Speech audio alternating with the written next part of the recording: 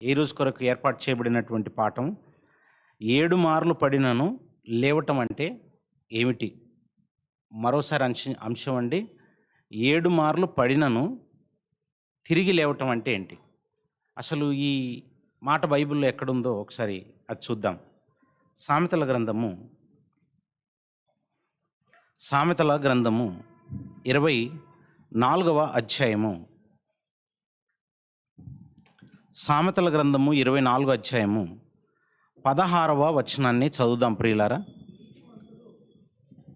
సామెతల గ్రంథము 24వ అధ్యాయము 16వ వచనాన్ని మనం చదువుదాం. నీతిమంతుడు 7 మార్లు పడినను తిరిగి లేచును. ఇదేనండి, నీతిమంతుడు అనేటువంటి ఒక ఆయనట 7 మార్లు పడినా కూడా తిరిగి లేస్తాడట. ప్రియులారా, చాలా జాగ్రత్తగా ఈ మాటలను మీరు ఆలోచించండి. ఇప్పటి వరకు ఒకవేళ మీకు ఏదైనా ఆలోచనలు ఉంటే వాటన్నిటిని పక్కనెట్టి ఈ పాఠాన్ని ఆలోచించండి. ఎందుకంటే ఏముందిలే, 7 మార్లు పడిపోవటం అంటే పాపంలో పడిపోవటమే. మొదటిసారి పడ్డప్పుడు దేవుడు మళ్ళీ అవకాశం ఇచ్చాడు, రెండోసారి పడ్డాను, రెండోసారి పడిపోతే మళ్ళీ మూడోసారి అవకాశం ఇచ్చాడు. ఇలా నేను 7 మార్లు పడ్డాను, 7 మార్లు పాపం చేసినా నాకు అవకాశం ఇచ్చాడు అనే భావనతో మాత్రం ఈ పాఠం వినకండి. ఇక్కడ రాయబడింది పాపం గురించి కాదు. ఇలా భావించి చాలామంది, అంటే మంచి అనేటువంటిది మనిషి మీద ప్రభావం చూపే కన్నా చెడు యొక్క ప్రభావం ఎక్కువ ఉంటుంది. అందుకే మీరు చూడండి, మంచి అనేది కొంత ప్రాంతానికి మాత్రమే పరిమితం అయిపోయి, చెడు మాత్రము ఇదిగో ఈ ప్రాంతంలో ఉంది అని మాత్రమే కాకుండా ఎక్కడికి వెళ్ళి చూసినా మనం చెడును చూస్తుంటాం. ఉదాహరణకి గాలి ఉందనుకోండి, గాలి కూడా వెళ్ళలేని చోటు ఉండొచ్చు. కొన్ని ప్రాంతాలకు గాలి వెళ్ళదు. వెలుగుందనుకోండి, వెలుగు కూడా వెళ్ళలేని చోటు ఉండొచ్చు.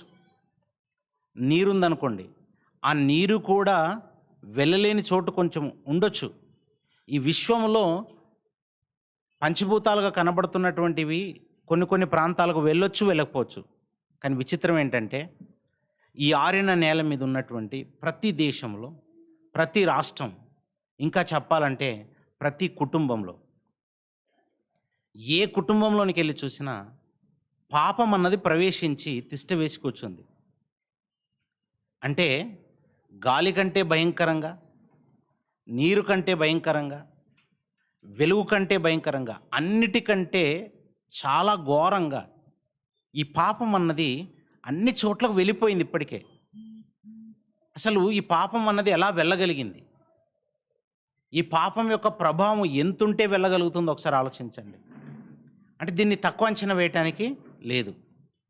పాపాన్ని సులువుగా తీసేసుకోకూడదు. ఇది ఏముందిలే పాపమే అనుకోకండి.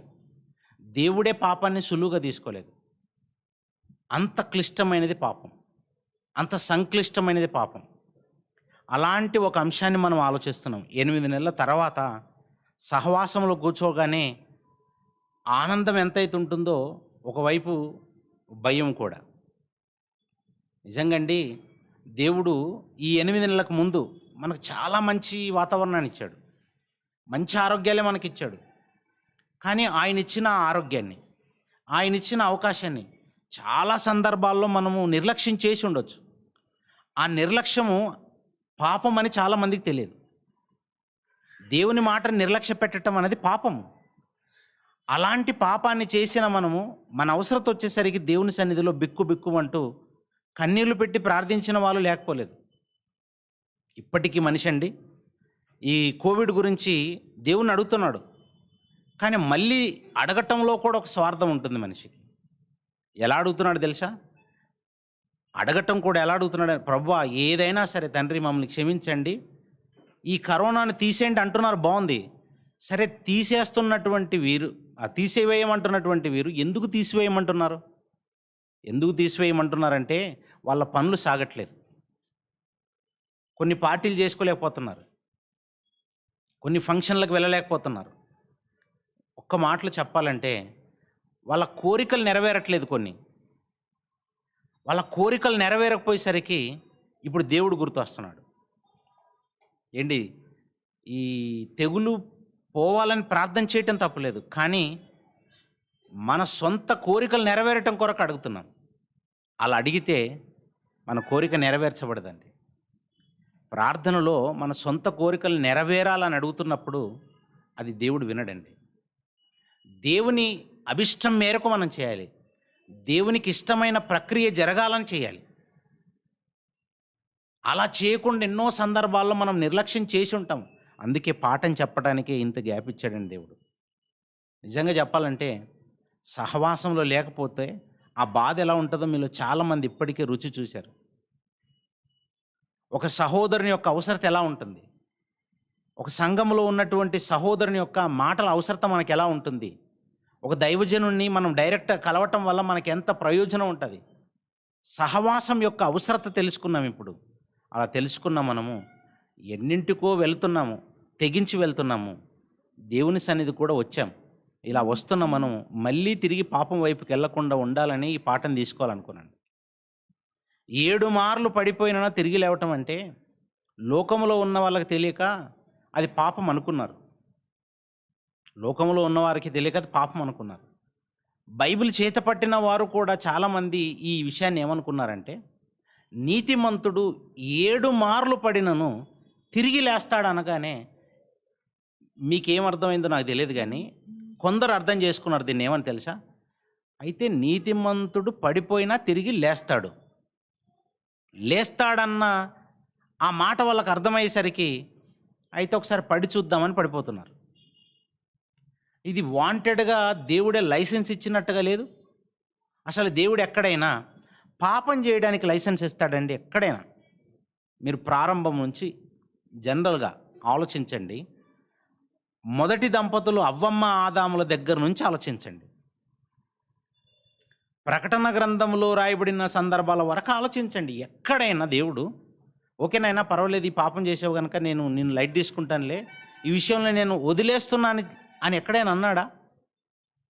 మీరు మీకు ఖాళీ సమయంలో ఈ పాఠాన్ని ఆలోచించేటప్పుడు ఒక్కసారి ఏ ఒక్క ఉదాహరణలోనైనా దేవుడు అవును కదా ఈయన పాపం చేసినా కూడా దేవుడు పర్వాలేదులే అన్నట్టుగా ఒక్క ఉదాహరణ ఏదైనా కనిపిస్తుందేమో బైబిల్లో? వెతకండి చూద్దాం. అవ్వమ్మ ఆదాములు ఉన్నారు, వాళ్ళు ఒకే పాపం చేశారు కదండి. ఒక్క పాపం చేసినా వాళ్ళని వదిలాడా? వదలలేదు. దావీదు తన జీవితంలో ఒక పాపం చేశాడు, వదిలాడా దేవుడు? వదలలేదు. అబ్రహాము పాపం చేసినా వదలలేదు. ఇలాంటి ఏ ఒక్కరినైనా తీసుకోండి చరిత్రలో, దేవుడు ఎవ్వరిని వదలడండి.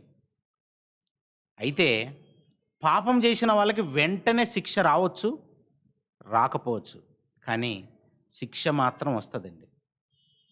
అందుకే దేవుడు పాపాన్ని సమర్థించేవాడు కాదు. నీతిమంతుడు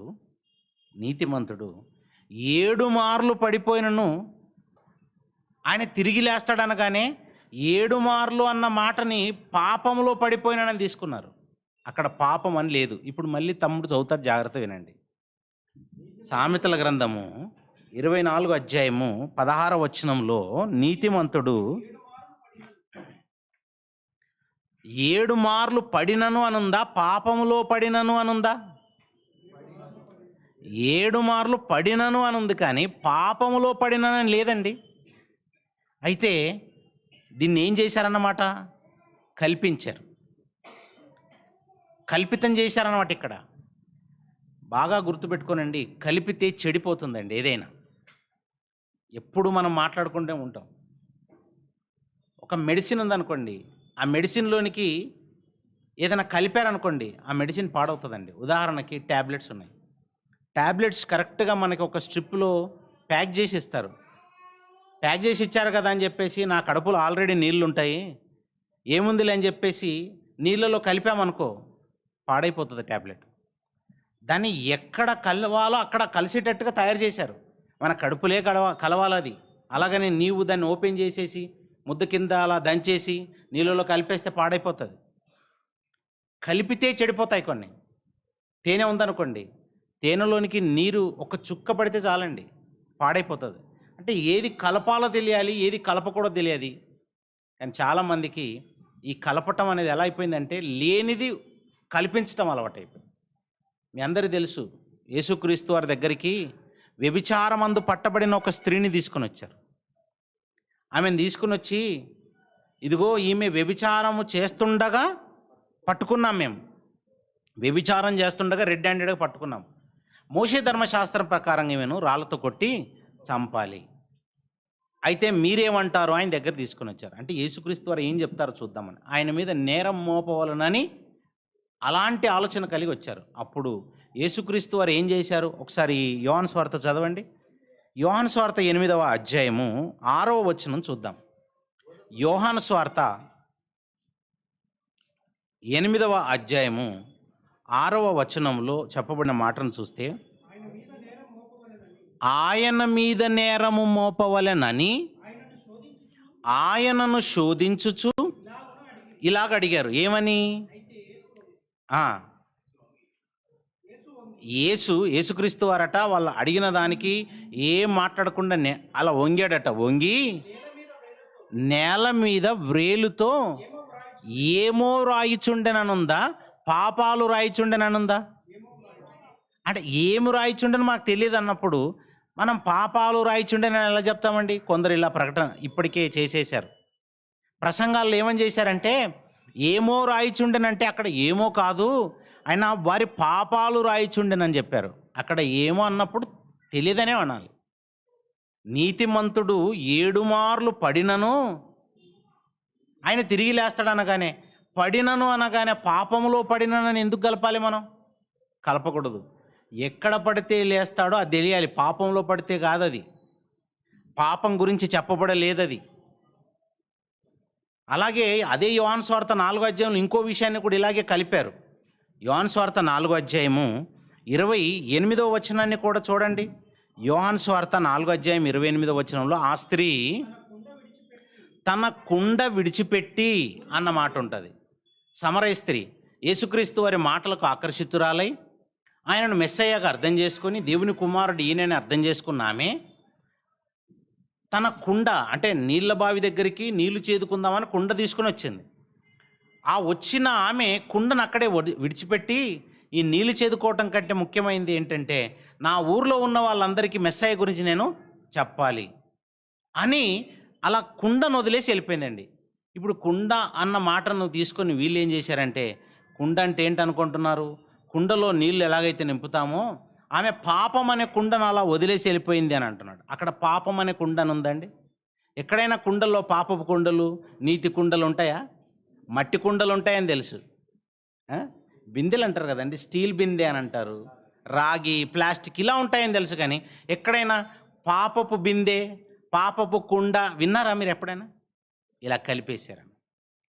దీన్ని ఏమంటారంటే లేని దానికి కలిపి చెప్పటం తప్పండి. లేఖనాల్లో ఉన్నదే మనం అర్థం చేసుకోవాలి. వాక్యం ఎలాంటిదట? ప్రసంగి 7:24 ఏమని చెప్పబడింది? సత్యమైనది బహు దూరముగాను లోతుగాను ఉంటుంది. ఆ లోతుగా ఉన్న దానిలోనికి మనము కూడా లోతుల్లోనికి వెళ్తేనే అర్థమవుతుంది. దాన్ని పరిశీలన చేయాలి. అలా చేయకుండా ఏం చేశారు తెలుసా? సంగతులను పైన చూస్తూ వెళ్ళిపోయారు. పౌలు గారు బాధపడుతూ అంటారు, కొరింథీయులకు రాసినటువంటి 2వ పత్రికలో 10వ అధ్యాయము 7వ వచనములు అంటారు, సంగతులను పైనే చూచుచున్నారు మీరు అంటాడు. మీరు సంగతులను ఎలా చూస్తున్నారట? పైన చూస్తున్నారయ్యా, పైన చూడకండి. ఎందుకంటే సత్యం అనేది ఎక్కడుంది? లోతుల్లో ఉంది. లోతుల్లో ఉన్నప్పుడు మనం లోతుల్లోకి వెళ్తే అర్థమవుతుందా? పైన చూస్తే అర్థమవుతుందండి?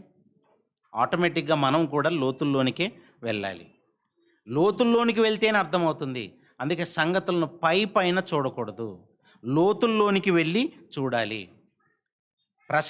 సామెతల గ్రంథము 24వ అధ్యాయం 16వ వచనంలోని నీతిమంతుడు పడిపోయినను ఎన్నిసార్లట? 7 మార్లు పడిపోయినను తిరిగి లేస్తాడు అనగానే 7 మార్లు పాపములో పడిపోయినని కాదు. దేవుడు పాపములో పడిపోతే సమర్థించడు. దేవుడు ఎప్పుడు కూడా పాపములో పడిపోతే సమర్థించడు. పాపాన్ని సమర్థించేవాడు దేవుడు కానే కాదు. ఒకవేళ దాని అర్థము పాపములో పడిపోతేనే ఆయన తిరిగి 7 మార్లు లేస్తాడండి అని అనుకుంటే బైబిల్ పాపాన్ని సమర్థిస్తున్నట్టే కదా. మరి బైబిల్ పాపాన్ని సమర్థిస్తున్నట్టే కదా. ఒకవేళ అలాగే అది పాపమే అనుకుంటే, నీతిమంతులు 7 మార్లు పాపంలో పడిపోయినను తిరిగి లేస్తారనుకుంటే, మీకు ఇంకొక మాట చెప్తాను. యేసుక్రీస్తు వారిని బైబిల్ ఏమని సంబోధించిందండి? యేసుక్రీస్తు వారు ఎవరట? నీతిమంతుడు. పిలాతు భార్య యేసుక్రీస్తు వారిని ఏమనింది? అయ్యా పిలాతు, నాకు కలొచ్చింది రాత్రి, ఆ నీతిమంతుని జోలికి వెళ్ళకూడదు. అంతెందుకండి, యేసుక్రీస్తు వారిని అమ్ముకున్నటువంటి ఇస్కరియోతు యూదానే యేసుక్రీస్తు వారిని ఏమన్నాడండి? నీతిమంతుని రక్తము అని అన్నాడు.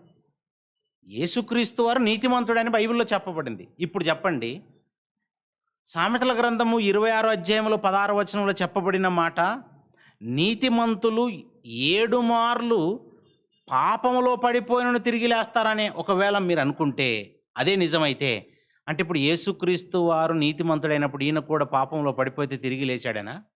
పాపం చేశాడనా? చాలా విషయాలు మనకు సరిపోవండి బైబిల్లో. అందుకే నీతిమంతులు పాపములో పడిపోయిన తిరిగి లేస్తారని కాదు. అందుకే ఒక్కసారి లోకములో ఉన్నటువంటి పాపాన్ని వదిలేసి నీతిమంతులుగా, పరిశుద్ధులుగా బ్రతకటానికి వచ్చాం చూసారా? అలా బ్రతకటానికి వచ్చిన మనము మళ్ళీ పాపం చేస్తే దేవుడు ఒప్పుకోడు, దేవుడు సమర్థించడు. మనము పాపం చేయకూడదు. ఇప్పుడు పాపం చేయటానికి మనకు అవకాశం లేదు. ఎవరైనా కావచ్చు, ఎంతటి వాళ్ళైనా కావచ్చు, పాపం అయితే చేయకూడదండి. ఇంకా చెప్పమంటారా? అసలు నీతిమంతుడన్నవాడు పాపమే చేయడండి. వాళ్ళు పాపం చేయరు బైబిల్ ప్రకారంగా. మనము గనక ఒకవేళ లోకములో ఉన్నటువంటి పాపాన్ని అంటించుకుని ఆ పాపాన్ని అంతా కడిగేసుకుని ఇప్పుడు ప్రస్తుతం నీతిమంతులుగా పరిశుద్ధులుగా బ్రతికితే మనము పాపము చేస్తామని బైబిల్ చెప్పలేదు. పాపం చేసిన వాళ్ళ గురించి దేవుడు ఏమన్నాడంటే, ప్రారంభములోనే అవ్వమ్మ ఆదములు, మీరు ఈ పాపము చేసిన దినమున, అంటే ఆజ్ఞను అతిక్రమించిన దినమున, నేను పెట్టినటువంటి ఆజ్ఞ ఏంటంటే ఈ చెట్టు పండును తినకూడదు, మంచి చెడుల తెలివినిచ్చు వృక్ష ఫలాన్ని మీరు తినకూడదు, అలా దాన్ని తిను దినమున మీరు నిశ్చయముగా చచ్చెదరు అని అన్నాడు. మరి చచ్చారా? చావలేదా? చచ్చారు. మరి మనకు వర్తించదా? అది మనకు వర్తించదు అనుకుంటున్నారా? ఆ రోజు చెట్టు ఫలం ఉంది, ఈరోజు ఆజ్ఞ ఉంది. చెట్టు ఫలం అనగానే అక్కడ ఆజ్ఞేనండి. ఈ చెట్టు యొక్క ఫలాన్ని తినకూడదు, మంచి చెడుల తెలివినిచ్చు వృక్ష ఫలమును తినకూడదని ఒక మాట అయితే ఇచ్చాడు కదా. ఆ మాటను జవదాటితే పాపం. అక్కడైనా అలాగే, ఇప్పుడైనా అంతేనండి. మనకు కూడా అలాంటి ఆజ్ఞ ఒకటి ఉంది. అదేంటో తెలుసా? దేవుని ఆజ్ఞను మీరిన దినాన్న మనము కూడా పాపం చేసినట్టే. ఆజ్ఞ అతిక్రమమే పాపం. మరి ఇప్పుడు ఆజ్ఞ అతిక్రమం పాపం అయినప్పుడు, ఆజ్ఞను అతిక్రమించిన ఆ రోజు దంపతులైనటువంటి అవ్వమ్మ ఆదములు చచ్చిపోయారు. మరి మనం చావమనుకుంటున్నారా? ఎఫెసీలకు రాసిన పత్రిక 2 అధ్యాయం 1 వచనంలో, ఎఫెసీలకు రాసినటువంటి పత్రికలో 2వ అధ్యాయము 1 వచనములో మీరు చూడగలిగితే, మీ అపరాధముల చేతను, నెక్స్ట్ పాపముల చేతను మీరు చచ్చిన వారై ఉండగా అని అన్నాడు. చూడండి, అంటే ప్రారంభము నుండి కూడా దేవుడు ఎక్కడైనా పాపాన్ని ప్రోత్సహిస్తున్నాడా, సమర్థిస్తున్నాడా, లేదా చేయమన్నాడంటే లేదు. ఆ రోజు నుంచి ఈ రోజు వరకు చేయమనట్లేదు. ఇప్పుడు కూడా మనకదే అంటున్నాడు. ఇదిగో మీరు మీ పాపముల చేత ఏమైపోయారు? చచ్చిపోయారు. అంటే పాపం చేస్తే ఆ రోజైనా చావే, ఈ రోజైనా చావే. రోమీలకు రాసిన పత్రికలో ఉంటుందండి, 6వ అధ్యాయం 3వ వచనంలో. రోమీలకు రాసిన పత్రిక 6వ అధ్యాయం 3వ వచనంలో, పాపము వలన వచ్చు జీతము మరణము. 6:23 అండి, క్షమించండి. రోమీలకు రాసిన పత్రిక 6వ అధ్యాయం 23వ వచనంలో, ఏలయనగా పాపము వలన వచ్చు జీతము. ఇదిగో మీరు పాపం చేస్తే దేవుడు మీకు ఒక శాలరీ ఉంటుందని అన్నాడు. ఏంటా శాలరీ? జీతం అంటే ఏంటండి? నెలంతా పనిచేసిన వాళ్ళకి ఏమిస్తారు? నెలంతా కష్టపడితే జీతం ఇస్తారు, మనకు డబ్బులు ఇస్తారు కష్టపడినందుకు. అదే పాపం చేసినందుకు ఏముంటుందట? ఒక జీతం ఉందట, ఒక శాలరీ. ఆ శాలరీ ఏంటంటే మరణం. మీరు పాపముల చేతను అపరాధముల చేతను చచ్చిన వారై ఉండగా, మీరు చచ్చిపోయారంతే. పాపం చేస్తే చావేనండి. ఎవరికైనా చావేనా, ఎవరికైనా ఎంతటి వారికైనా చావే. అలా పాపం చేస్తే చచ్చిపోతారని చెప్పిన దేవుడే పాపాన్ని ఎలా సమర్థిస్తాడండి? మొదటిసారి పడగానే పోన్లే నాయన ఓకేలే ఈసారి నువ్వు సర్దుకుంటావులే అని ఎలా వదిలేస్తాడనుకున్నారు? రెండోసారి పడిపోగానే రెండే సార్లు కదా, ఇంకొక 5 సార్లు ఉందిలే నాయన నీకు, నేను ఆల్రెడీ చెప్పాను కదా 7 సార్లు అని చెప్పేసి ఇంకొక 5 సార్లు వదిలేస్తాడేనా? ఒకవేళ అలా వదిలేసుంటే మరి దావీదు గారికి వెంటనే శిక్ష ఎందుకు వచ్చిందండి? దావీదు గారు బత్షెబ విషయంలో ఊరియాని చంపించాడు. అది దేవుడు పాపం అని చెప్పాడు, ప్రవక్తను పంపించాడు ఆయన దగ్గరికి, శిక్ష వచ్చింది ఆయనకి. సౌలు తప్పు చేసిన శిక్ష వచ్చింది. మీరు ఇలా చరిత్రలో ఎవరిదైనా చదవండి, పాపం చేస్తే శిక్ష వచ్చిందండి. ఏషా ఉన్నాడు, తన జ్యేష్ఠత్వాన్ని అమ్ముకున్నాడు. జ్యేష్ఠత్వం అమ్ముకోవటం పాపం, మరి దానికి శిక్ష రాలేదనుకుంటున్నారా? వచ్చిందే. అలా ఎవరికైనా పాపం చేస్తే దేవుడు వదలలేదు అన్నట్టుగానే ఉంది, కానీ పాపం చేస్తే వదిలేశాడు అని అనుకుంటున్నారేమో. ఎక్కడ వదలలేదు. అయితే మీకు ఇక్కడ ఒక విషయం గుర్తొస్తుంది. అదేంటంటే, మేము పాపం చేస్తున్నాము, చాలాసార్లు చేసేసాము, మరి మాకెందుకు శిక్ష రాలేదు? మాకెందుకు శిక్ష రాలేదు? మరి మేము ఎన్నోసార్లు పాపం చేశాం కదా, వెంటనే మాకెందుకు శిక్ష రాలేదని మీకు అనిపిస్తుండొచ్చు.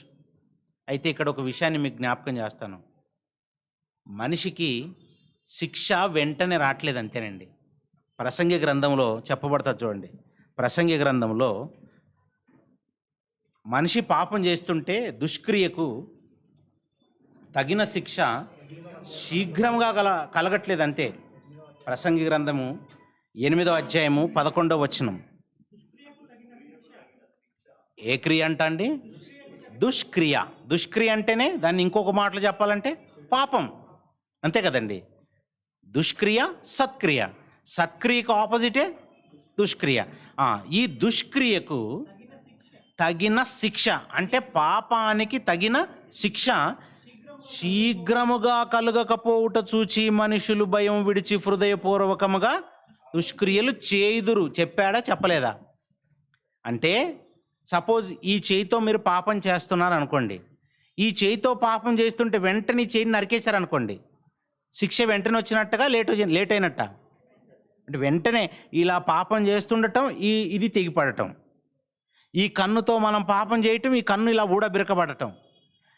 ఈ నోటితో పాపం చేయటం, నోటిని అది ఎవరో వచ్చి చక్కమని కత్తిరించేశారు అనుకోవాలా, అసలు వెంటనే జరిగింది అనుకో, దాని ఎఫెక్ట్ ఎలా ఉంటుంది?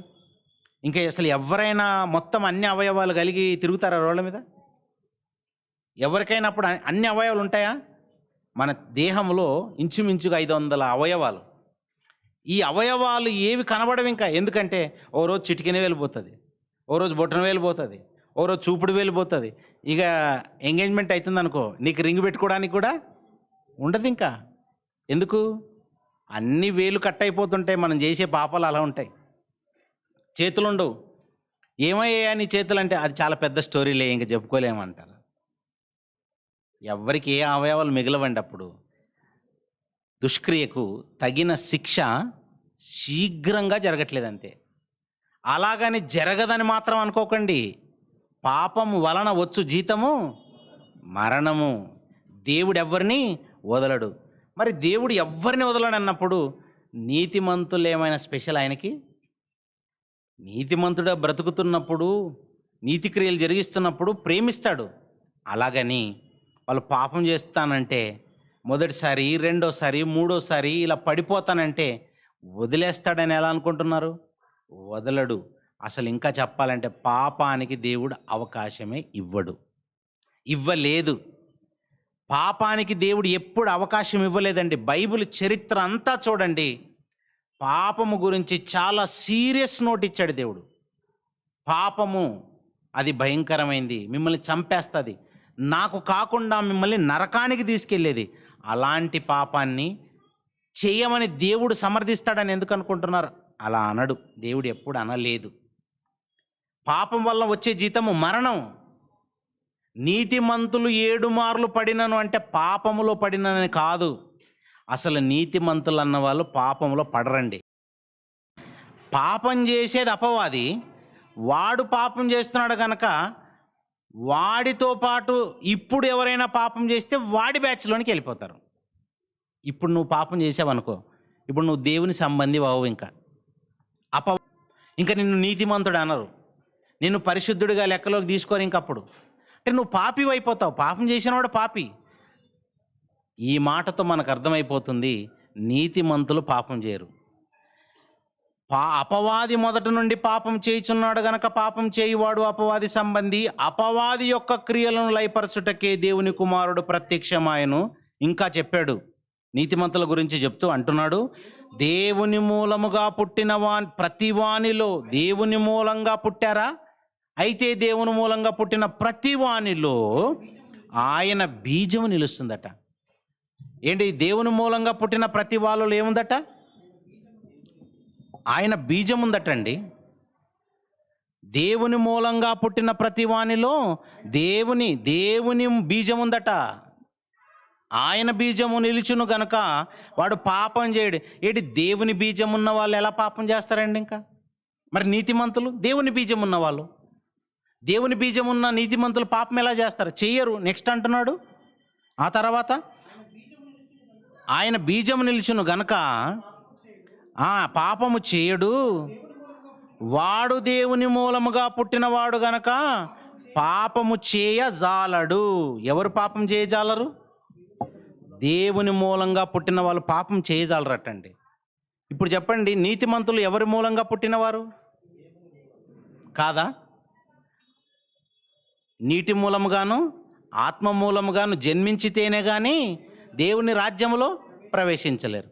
యేసుక్రీస్తు వారిని ప్రభువని నోటితో ఒప్పుకుంటే కానీ అలాంటి వారిని దేవుడు అంగీకరించడు. మనందరం ఒకప్పుడు పాపంలో ఉన్నవాళ్ళమే. ఆ పాపాన్ని వదిలేసాం. ఆ పాపాలన్నీ కడిగేసుకోవడానికే కదా బాప్తిసం పొందాం. నోటితో యేసుక్రీస్తు వారిని ప్రభు అని ఒప్పుకున్నాం కదా, యేసుక్రీస్తు వారిని అంగీకరించాం కదా. మనం ఎప్పుడైతే యేసుక్రీస్తు వారిని అంగీకరించామో, యేసుక్రీస్తు వారిని అంగీకరించిన వెంటనే బాప్తిసం పొంది ఇదిగో పరిశుద్ధాత్మ అనే వరాన్ని కలిగి ఉన్నాం. మనం అంతా పరిశుద్ధాత్మను కలిగి ఉన్నప్పుడు మనం ఎవరవుతాం? పరిశుద్ధులు. మన పాపాలని దేవుడు కడిగేసినప్పుడు పరిశుద్ధులం అవుతాం. అలా పరిశుద్ధులుగా ఉన్నటువంటి వారు, దేవుని బీజం కలిగిన వారు, దేవుని మూలంగా పుట్టినవారు పాపము చేస్తారా? చేయరా? చేయరటండి. వాళ్ళు పాపం చేయరట. దేవుని బీజము వారిలో నిల్చును గనక వాళ్ళు పాపము చేయజాలరు అంటున్నాడు. అంటే పాపం జోలికి వెళ్ళరు. వాళ్ళకి అర్థమైపోతుంది, ఇది పాపము అయితే నేను దీని జోలికి వెళ్ళకూడదు, ఇది నీతి అయితే నేను దీన్ని జరిగించాలి. ఏది పాపము ఏది పాపం కాదో వాళ్ళకి తెలుసు, అందుకే వాళ్ళు చేయరు. ఇంకా చెప్పమంటారా? నీతిమంతులు పాపం చేయరు అని లేదు కదండి ఇక్కడ అని మీకు అనిపిస్తుందా? నీతిమంతుల గురించే ఇది చెప్పారు అని మాకు లేదు కదండి డైరెక్ట్గా అనుకుంటున్నారా? ఆ పై విషయం చదవండి, నీతిమంతుల గురించో కాదో తెలుస్తుంది. చూడండి, 3వ అధ్యాయంలో 7వ వచనం చదవండి. ఇప్పుడు ఇదిగో, చిన్నపిల్లలారా, ఎవరిని మిమ్మును మోసపరచనీయకుడి, ఆయన నీతిమంతుడై ఉన్నట్టు. ఎవరు? దేవుడు. దేవుడు ఎవరండి? దేవుడు నీతిమంతుడు. దేవుడు నీతిమంతుడై ఉన్నట్టు నీతిని జరిగించే ప్రతివాడెవరు? నీతిమంతుడు. మళ్ళీ చెప్తున్నాను, దేవుడు నీతిమంతుడు. దేవుడు నీతిమంతుడు గనక ఇప్పుడు నీతిని జరిగించే వారు ఎవరైతే ఉన్నారో వీళ్ళు కూడా ఎవరు? వాళ్ళు కూడా నీతిమంతులు. ఎందుకంటే దేవుడు ఏం జరిగిస్తాడు? నీతిని జరిగించేవాడండి. ఏంటి, మన ఎడల దేవుడు నీతిని చూపట్లేదా? నీతి న్యాయములు కలవాడు కాదా? దేవుడు న్యాయవంతుడు, యథార్థవంతుడు. దేవుడు యథార్థవంతుడైతే నీవు యథార్థమైన పని చేస్తే నిన్ను కూడా ఏమంటాడు? యోబు గారిని ఏమన్నాడండి? యోబు యథార్థవంతుడు, న్యాయవంతుడు. నువ్వు న్యాయవంతుడు అయితే న్యాయవంతుడవే అంటాడు, నువ్వు యథార్థవంతుడు అయితే యథార్థవంతుడే అంటాడు దేవుడు. అలా నేను నీతిమంతుడను గనక నాలా నా పిల్లలు నీతి క్రియలు జరిగిస్తే వారు నీతిమంతులు.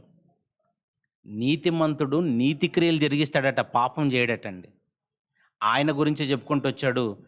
ఆయనలో పాపము చేయకుండా ఉండే లక్షణం ఎలా వచ్చిందంటే, నేను పాపం లేనివాడను, నా బీజం వానిలో ఉంది. అలాంటి నా బీజం ఉన్న నా కుమారుడు పాపం ఎలా చేస్తాడు? అందుకే నీతిమంతులు పాపం చేయరు. అదేంటండి మరి అక్కడక్కడ పాపం చేశారు కదండి, అక్కడక్కడ చేశారు కదా. అక్కడక్కడ చేసినటువంటి దానికి దేనికి దేవుడు వదలలేదు. ఇది గుర్తుపెట్టుకోనండి. శిక్ష శిక్షనండి, వాళ్ళందరికీ శిక్ష వచ్చింది. దావీదు పాపం చేసిన దేవుడు వదిలాడు అనుకుంటున్నారా? నీవు చేసిందే నీకు చేయబడుతుంది. దావీదు, నీవు బత్షెబా విషయంలో నువ్వు చాటుగా చేసావేమో, కానీ నీ ఉపపత్నుల విషయంలో నీ కుటుంబంలోని వాడు ఒకడు పాడు చేయబోతున్నాడు చెప్పాడండి దేవుడు. అందుకే దేవుడండి శిక్షని 2 రకాలుగా అమలు చేస్తాడండి. పాపం చేసిన వెంటనే శిక్ష ఉంటుంది. కొందరికి అలా జరిగింది. ఇప్పుడు ప్రస్తుతం పాపం చేసిన వెంటనే శిక్ష రావట్లేదు. దావీదు గారికి భూమి మీదనే శిక్ష పడింది కనుక జీవిత కాలం అంతా కష్టాలు కన్నీళ్ళమయమైపోయాడండి. సొంత కుమారుడే ఎదురు తిరిగాడు. అంటే ఆయన చేసిన పాపానికి వెంటనే శిక్ష పడింది కనుక తర్వాత ఉండదు. ఆయన పాపాలు క్షమించాడు. ఎప్పుడు తెలుసా? పశ్చాత్తాపడినప్పుడు. అందుకే ఎవ్వరిని వదలలేదండి దేవుడు. ఏ ఒక్కరిని వదలడు. నీతిమంతులను వదులుతాడు అనుకోకండి. నీతిమంతులు అసలు పాపమే చేయరు. ఒకవేళ వాళ్ళు పాపము చేస్తే అసలే వదలడండి. ఏంటి, మాకు ఇంకా కొంచెం దీని మీద క్లారిటీ ఇవ్వండి. నీతిమంతులు అసలు పాపం చేయరని అంటున్నారు మీరు. ఎక్కడైనా ఎవరిదైనా ఉదాహరణ ఉందా? ఇగో ఫలానా నీతిమంతుడండి, ఈయన అసలు ఎక్కడ పాపమే చేయలేదన్నట్టు ఎక్కడైనా బైబిల్లో ఉందా? మనకి ఎంతసేపు ఏముంటుందంటే ఎక్కడైనా ఎవరైనా ఉంటే చెప్పండి చూద్దాం, అప్పుడు మేము నమ్ముతాం. దేవుడు కూడా అందుకేనండి దేనికి సాక్ష్యం లేకుండా ఉంచలేదట. అన్నిటికీ ఏం పెట్టాడట? సాక్ష్యాలు పెట్టాడు, ఉంచాడు. లేఖనాల్లో ఒక వ్యక్తి యొక్క జీవితాన్ని చూపించి దేవుడు ఏమన్నాడు తెలుసా? ఇదిగో ఈయనను చూడండి, ఈయన పాపమే చేయని నీతిమంతుడని చూపించాడు ఒక ఆయన. ఎవరు తెలుసా ఆయన? మనకి యేసుక్రీస్తు వారు గుర్తు వస్తారు, కానీ యేసుక్రీస్తు వారి కంటే ముందే చరిత్రలో కొందరు ఉదాహరణలు ఉన్నాయండి. అందరికి యేసుక్రీస్తు వారని గుర్తు వస్తుంది, కానీ యేసుక్రీస్తు వారి కంటే ముందే చరిత్రలో కొన్ని ఉదాహరణలు చూపించాడు. వాళ్ళు ఎక్కడ పాపం చేసినట్టు కనబడదండి బైబిల్లో మనకి. అలాంటి వాళ్ళలో ఒక వ్యక్తి ఉన్నాడు. దానియేలు గ్రంథం చూడండి. దానియేలు గ్రంథము 6వ అధ్యాయము. దానియేలు గ్రంథము 6వ అధ్యాయము 5వ వచనం చూడండి ప్రియులారా. దానియేలు గ్రంథము 6వ అధ్యాయం 5వ వచనం. అందుకా మనుష్యులు, అతడు అంటే ఎవరు? అతడంటే ఎవరు? ఇక్కడ మీరు ఆ పుస్తకం చదువుతున్నప్పుడు దానియేలు గారి గురించి చెప్తున్నాడని అర్థమవుతుంది. అతడు అనగా దానియేలు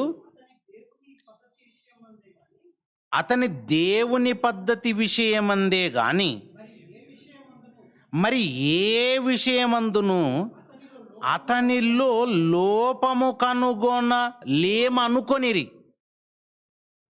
మళ్ళీ చదువుతారు. అందుకా మనుషులంటే ఎవరో తెలుసా అండి? మీరు ఆ పైన చదివితే 6వ అధ్యాయంలో 1వ వచనం 2వ వచనాల్లో కనబడతారు చూడండి. తన రాజ్యమంతటి పైన అధిపతులుగా ఉండుటకై 120 మంది అధిపతులను నియమించుటకు దర్యావేషునికి ఇష్టమైంది. దర్యావేషు పరిపాలిస్తున్న రోజులలో బబులోను మహాసామ్రాజ్యము ఇది. ఈ బబులోను మహాసామ్రాజ్యంలో దర్యావేషు పరిపాలనది. ఆ దర్యావేషు పరిపాలనలో ఆయన తన దగ్గర అధిపతులుగా ఎంతమందిని ఏర్పరచుకున్నాడట? 120 మంది అధిపతులను నియమించుటకు ఆయనకి ఇష్టమైందట. వారిపైన ఆ 120 ఎవరైతున్నారో ఆధిపతుల పైన వారిపైన 3 ప్రధానులుగా నియమించను. ఆ 3లో దానియేలు ముఖ్యుడు, ప్రథముడు. అదనమాట, మెయిన్ రోల్లో ఉన్నాడు అనమాట. చాలా మెయిన్ పొజిషన్లో ఉన్నాడు దర్యావేషు దగ్గర. అలాంటి దానియేలు గారి దగ్గర అధిపతులు అనగానే అల్లల్టప్ప వ్యక్తులు అనుకోకండి. వీళ్ళు బాగా విద్యను అభ్యసించిన వారు. దానియేలు లోక విద్యను పఠించినటువంటి ఒక గొప్ప విద్వాంసుడండి. అలా జ్ఞాని అయినటువంటి దానియేలు గారిని ఎక్కడ పట్టుకుందామా అని చూస్తున్నారండి. ఏ విషయంలో దానియేలు దొరుకుతాడా అని ఎదురు చూస్తున్నారండి. అలా ఎదురు చూస్తున్న వాళ్ళకి ఆ 120 మంది ఎవరైతే ఉన్నారో వాళ్ళందరు అధిపతులకి దానియేలు దొరికాడా? అదే చెప్పబడింది ఇక్కడ 5వ వచనంలో. అందుకా మనుషులు అతని దేవుని పద్ధతి విషయమందే గాని, పోనీ దేవుని పద్ధతి విషయాల్లో దొరుకుతాడా అని చూశాడు, అక్కడ దొరకలేదు. అలాగని మరి ఏ విషయమందు, పోనీ ఆయన పరిపాలనలో నిర్ణయాలు తీసుకుంటున్నప్పుడు అధిపతిగా మరి కొన్ని ఆయన కీ రోల్స్ ప్లే చేయాల్సి ఉంటుంది. అలాంటి విషయంలో ఎక్కడైనా దొరుకుతాడా అని ప్రభుత్వ విషయంలో కూడా ఛాన్స్ లేదు ఆయన. మరి ఏ విషయమందు కానీ అతనిలో ఏ లోపమును కనుగొనలేమనుకొనిరి. ఇక అనుకుంటున్నారన్నమాట. ఏమన్నా మీకు దొరికిందా లోపం? నీకేమన్నా దొరికిందా? నీకేమన్నా దొరికిందా? ఇలా మాట్లాడుకుంటుంటే అబ్బా ఎక్కడ లేదండి లోపం. ఎక్కడ లోపమే లేదా? లోపమే లేదటండి. నెబుకద్నెజర్ స్టార్టింగ్‌లోనే లోపము లేని వారిని సెలెక్ట్ చేశాడు. ఆ లోపం లేని వాళ్ళలో దానియేలు. ఆ తర్వాత ఆయన సంస్థానములో 120 మంది అధిపతులు, వారిపైన 3 ప్రధానుల్లో ముఖ్యుడిగా ఉన్నటువంటి దానియేలును ఒక్కరు కూడా పట్టుకోలేకపోయారట. సపోజ్ మన గురించి అనుకోండి. నాలో ఏదైనా లోపం ఉంటే చెప్పండి చూద్దాం అనగానే ఇంకా స్టార్ట్ అవుతాయండి. 1, 2, 3 చాలా ఉంటాయి మన చుట్టూ ఉన్న వాళ్ళు ఎన్నో చెప్తారు. మనల్ని ప్రేమించేవారు పోన్లే బాధపడతారు అనుకొని మీరు చాలా పర్ఫెక్ట్ అండి, మీరు జెంటిల్‌మ్యాన్ అండి, మీరు చాలా మంచి వాళ్ళండి అనొచ్చేమో.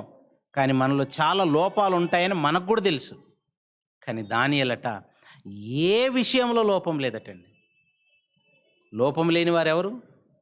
లోపం లేదంటే దాని అర్థం ఏంటంటే పాపం చేయలేదండి. ఓకే, ఒకవేళ మీకు డౌట్ వస్తే దానియేలు గ్రంథం అంతా చదవండి. 70 సంవత్సరాల చరిత్ర దానియేలు గ్రంథంలో ఉంటుందండి. నేను లైవ్లో చెప్పాను ఇంతకుముందు. 70 ఏళ్ళ చరిత్ర ఉంటుందండి. కానీ చిన్న పుస్తకమే అది, చిన్న పుస్తకమే. 70 ఏళ్ళ చరిత్రలో 70 సంవత్సరాలు రాజవంశీకుడుగా వచ్చినటువంటి దానియేలు చెరలోనికి వెళ్ళి దేశం కాని దేశంలో ఉన్నా ఏ పాపం చేయలేదండి. అత్యున్నత స్థానంలోనికి వెళ్ళాడు. ఈయన తర్వాత ఇంక రాజు ఒక్కడే, అంతే. ఒక రాజు కాదు, 2 రోజులు కాదు, 4 చక్రవర్తుల దగ్గర పనిచేసినటువంటి అనుభవం ఉన్నటువంటి గొప్పవాడండి. మీకు కొత్త నిబంధన గ్రంథంలో దేవుడు ఈయనే నా ప్రియకుమారుడు అని ఎవరినన్నారండి? మీకు కనిపించే మాట యేసుక్రీస్తు వారి గురించి. కానీ పాత నిబంధన గ్రంథములో దేవుడు నాకు ఈయన బహుప్రియుడు అన్న వ్యక్తి ఎవరో తెలుసా? దానియేలు. అంటే పాత నిబంధన గ్రంథములో దేవుడు ఈయన నాకు బహుప్రియుడని దానియేలు గురించి చెప్పాడు. కొత్త నిబంధనలో ఆ మాటను మళ్ళీ ఎవరికి వాడారంటే ఈయనే నా ప్రియకుమారుడని యేసుక్రీస్తు వారికి. యేసుక్రీస్తు వారికి వాడినటువంటి ప్రియమైన కుమారుడనేంత పదాన్ని దేవుడు వాడాడంటే ఎంత గొప్పవాడైతే వాడతాడు చెప్పండి. అందుకే ఏ లోపమైనలో లేదట, ఏ లోపం లేదట. కానీ ఆయన చుట్టూన్న వాళ్ళు ఏం చేసేవాళ్ళు తెలుసా? ఎప్పుడు ప్రయత్నం చేస్తూనే ఉండేవాళ్ళండి. ఎక్కడ దానియేలు దొరుకుతాడా అని ప్రయత్నం చేసేవాళ్ళు. ఇంకా విచిత్రం ఏంటంటే రాజుతో ఒక భయంకరమైన శాసనం చేయించారండి. ఆ శాసనం ఎలాంటి శాసనం అంటే రాజుకు తప్ప ఏ దేవునికి కూడా ఎవరు నమస్కారం చేయకూడదు. ఎన్ని రోజులు? 4 రోజులు. ఒక శాసనం జారీ చేయబడింది, రాజముద్ర పడింది. రాజు యొక్క ఉగ్రంతో రాజముద్ర పడిన తాకీదులు వచ్చాయంటే దాన్ని మార్చటానికి లేదండి. అలాంటి ఒక కఠినమైనటువంటి ఆజ్ఞ జారీ చేయబడితే ఇలాంటి పరిస్థితుల్లో దానియేలుకు తెలుసండి. దానియేలుకు తెలుసు. ఏమని తెలుసు? నేను గనక ఒకవేళ ఈ ఆజ్ఞను పాటించకపోతే సింహాల గుహలో వేయబడతానని ఆయనకు తెలుసు. ఆ గుహలో వేయబడతానని తెలిసి కూడా దానియేలు ఏం చేశాడో చూడండి. అదే దానియేలు గ్రంథము 6వ అధ్యాయము 10వ వచనం నుండి. దానియేలు గ్రంథం 6వ అధ్యాయం 10వ వచనం నుండి. ఇట్టి శాసనము సంతకము చేయబడినని దానియేలు తెలుసుకొనినను. దానియేలుకు తెలిసిందట. తెలిసినా కూడా అతను తన ఇంటికి వెళ్ళి యథాప్రకారముగా అనుదినము 3 మోకాళ్ళుని తన ఇంటి పైగది కిటికీలు యెరూషలేము తట్టునకు తెరవబడి ఉండగా తన దేవునికి ప్రార్థన చేయుచు ఆయనను స్తుతించుచు వచ్చెను. ఆల్రెడీ దానియేలుకు కూడా తెలుసా శాసనం జారీ చేయబడిందని? తెలుసా? శాసనము జారీ చేయబడిందని తెలుసు. ఆ శాసనాన్ని మీరితే నన్ను సింహపు గుహలో వేస్తారని తెలుసు. ఆ సింహాలు ముక్కల కింద వేసేసి నన్ను తినేస్తాయని కూడా ఆయనకి తెలుసు. ఇవన్నీ తెలిసిన యథావిధిగా యథాప్రకారంగా ప్రతిరోజు ఎలాగైతే ఆయన మోకాళ్ళుని ప్రార్థన చేసేవాడు, తన దేవునికి ప్రార్థన చేయటానికి యెరూషలేము తట్టు కిటికీని తెరిచి ప్రార్థన చేస్తున్నాడట. ఇప్పుడు చెప్పండి, నీతిమంతుడు పాపం చేస్తాడా? అందుకే చెప్పాడు, ఇగో ఇలాంటి వాళ్ళు కొందరు ఉదాహరణగా ఉన్నారు బైబిల్ చరిత్రలో.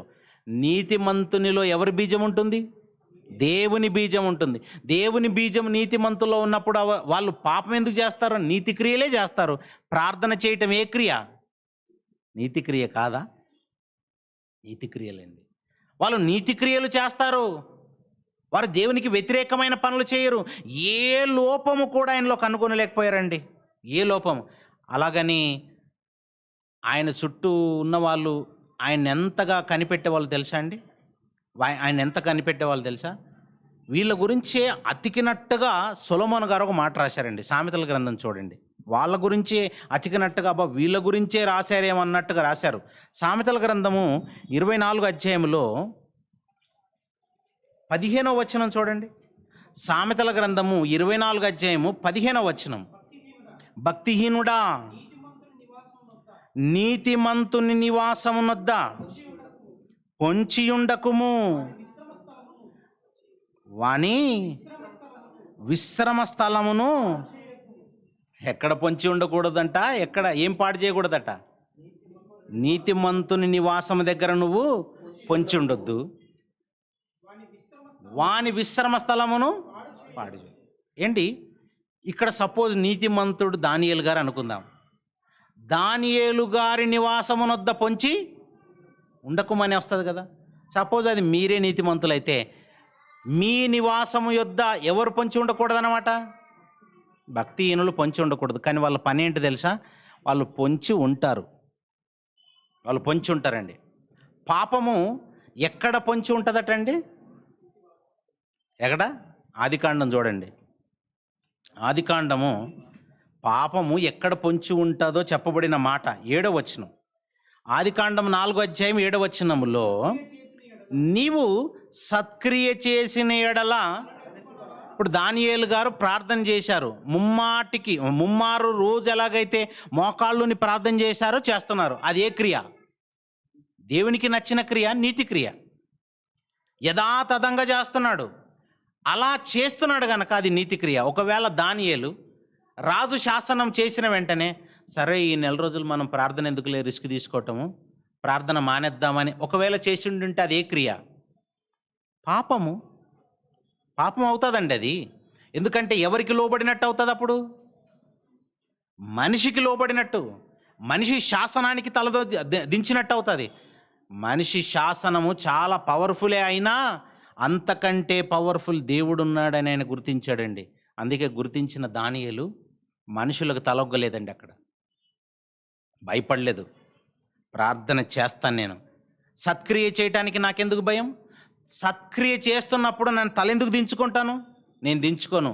నేను ఒకవేళ తల దించితే గనక పాపం చేసినప్పుడే దించాలి. కానీ నేను పాపం చేయనప్పుడు ఎందుకు తల దించాలి? తల దించలేదు. అందుకే ఆ 120 మంది ఆయనను పొంచి ఉన్నారు, చూస్తున్నారు, ఎక్కడ దొరుకుతాడని చూస్తున్నాడు. ఎవ్వడికి తల దించలేదండి. చివరికి రాజు దగ్గర కూడా తల దించలేదు.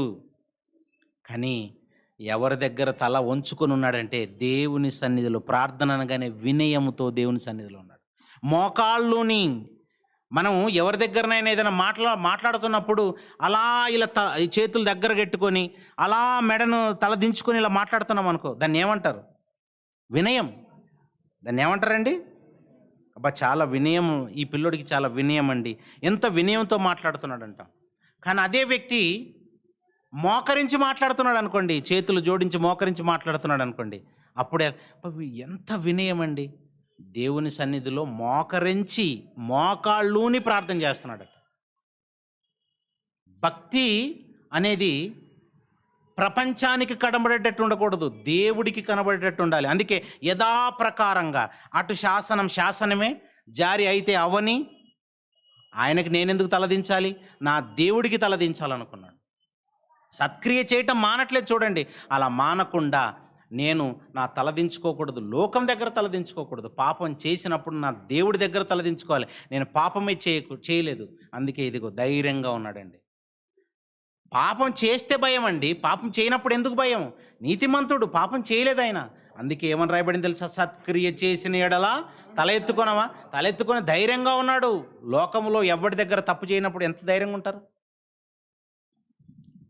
పోలీసు వాడు వచ్చేసి ఇక్కడ ఎవడరా దొంగ అన్నాడు అనుకోండి, నాకు నువ్వే దొంగలా కనిపిస్తున్నాడు. ఏంటి సార్ కరెక్ట్గా మాట్లాడండి, అలా మాట్లాడతారేంటి? నిజానిజాలు తెలుసుకొని మాట్లాడండి. ధైర్యంగా మాట్లాడుతుంటే, ఏరా పోలీసుని నన్నే ఎదిరించి మాట్లాడతావంటే, దొంగతనం చేయకపోతే పోలీసే కాదు, అవసరమైతే రాష్ట్రాన్ని పరిపాలిస్తున్న నాయకుడినైనా ఎదిరించే మాట్లాడతావు. దేశాన్ని పరిపాలించే నాయకుడినైనా ఎదిరించే మాట్లాడతావు. ఎందుకంటే నువ్వు తప్పు చేయనప్పుడు తలెత్తుకొని నిలబడతావు, ధైర్యంగా ఉంటుంది. అలా ధైర్యంగా నిలబడ్డాడండి. కానీ ఒక్క విషయం మాత్రం నిజం, ఆ సత్క్రియలు చేస్తున్న నీతిమంతుని వాకిట ఏముంటుంది తెలుసా? పాపము పొంచి ఉంటుంది. అదే ఇక్కడ రాయబడింది. సత్క్రియ చేయని ఎడల పాపము వాకిట పొంచి ఉంటుంది. సత్క్రియ చేయకపోతే ఏముంటుందట? ఏంటి, నువ్వు సత్క్రియ చేయట్లేదంటే గుర్తుపెట్టుకోవాలి, వాకిట పాపం పొంచి ఉంది అని అనుకోవాలి అంతే. దేవుడు చెప్పిన ఏదైనా ఆజ్ఞను నువ్వు పాటించట్లేదు అనుకో, నీకు అర్థమైపోవాలి, ఓకే ఇప్పుడు నా వాకిట పాపం పొంచి ఉంది, ఏ క్షణమైనా నాలోనికి ఎంటర్ అవుతుంది అనుకోవాలంతే. పాపం ఎప్పుడు రెడీగా ఉంటుందండి. ఒక పాము ఎలాగైతే పడగ తీసి రెడీగా కాటు వేయడానికి రెడీగా ఉంటుందో, అలాగే ప్రమాదం అనే ఈ పాపం కూడా పొంచి ఉంటుందండి. దానియేలుకు కూడా పాపులు పొంచి ఉన్నారండి. వాళ్ళెవరు తెలుసా? అధిపతులు. ఏం చేస్తున్నారు ఇప్పుడు? దానియేలు గ్రంథానికి రండి. దానియేలు గ్రంథము 6వ అధ్యాయములోని ఆ మాటను మళ్ళీ చదువుదాం. దానియేలు గ్రంథము 6వ అధ్యాయము 10వ వచనం నుండి. ఇట్టి శాసనము సంతకము చేయబడినని దానియేలు తెలుసుకొనెను. అతడు తన ఇంటికి వెళ్ళి యథాప్రకారముగాను దినముమ్మాలు మోకాళ్ళుని తన ఇంటి పైగది కిటికీలు యెరూషలేము తట్టునకు తెరవబడి ఉండగా తన దేవునికి ప్రార్థన చేయుచు ఆయనను స్తుతించుచు వచ్చెను. ఆ మనుషులు చదివాం కదా, స్టార్టింగ్లో చదివిన ఆ మనుషులు, ఈ 120 మంది అధిపతులు ఉన్నారు కదా, వీళ్ళంతా ఆ మనుషులు గుంపు కూడి వచ్చి దానియేలు తన దేవునికి ప్రార్థన చేయుటయు ఆయనను బ్రతిమాలు కొనుటయు చూచి.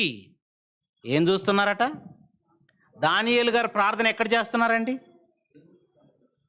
దానియేలు గారు తన ఇంట్లో చేస్తున్నారు. దానియేలు గారు ఎక్కడ చేస్తున్నారు? తన ఇంట్లో ప్రార్థన చేస్తున్నారు. మరి వీళ్ళు ఎక్కడున్నారు? ఆయన ఇంటి దగ్గరికి వచ్చి రెడీగా ఉన్నారన్నమాట.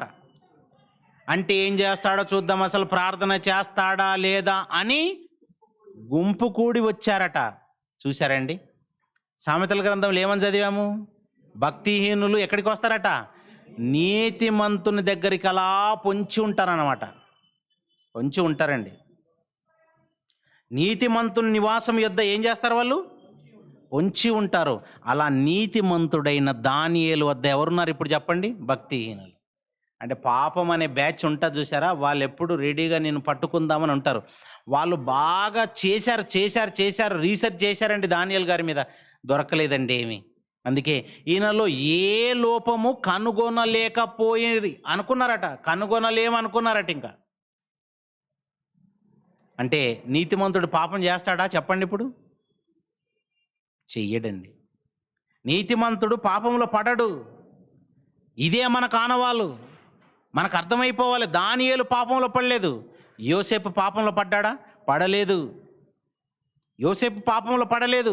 కానీ మనకేం గుర్తొస్తుంది అంటే పాపం చేసిన ఎగ్జాంపుల్స్ గుర్తొస్తాయి. పాపం చేయని ఎగ్జాంపుల్స్ ఎందుకు గుర్తురావు మనకి? యోబు పాపంలో పడ్డాడా? పడలేదు.